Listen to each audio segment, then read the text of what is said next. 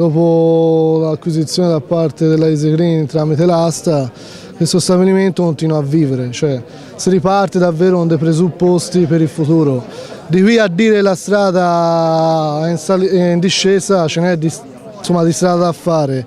C'è un percorso che è lungo 2 anni, c'è un percorso in un contesto economico di difficoltà enorme, in un paese che ormai sta andando alla deriva, sicché da parte della Easy Green prendersi un impegno di questa portata è fondamentale. Da parte nostra il percorso è lungo e quindi va costruito insieme alle istituzioni, insieme alla nuova proprietà, e fino a che non sarà completato, e lo dice anche un po' la targa, con i 363 lavoratori dentro questa fabbrica, il percorso non sarà terminato. Gli accordi presi sulla proprietà sono frutto di mesi e mesi di trattativa che agli ultimi tuffi, diciamo così, sono arrivati a un accordo che prevede da parte nostra lasciare una parte di trattamento economico, rinunciare quindi a questo trattamento economico, e in cambio la garanzia e la salvaguardia dei 360 posti di lavoro, cioè con l'impegno di riassorbire tutti i lavoratori.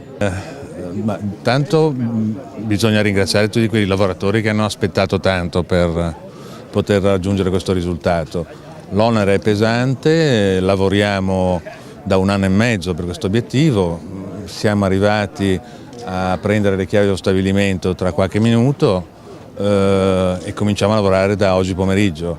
Quindi da oggi pomeriggio cominciano i primi colloqui per conoscere tutto il personale e lo sviluppo del piano industriale come previsto. Io ringrazio tutti. Grazie.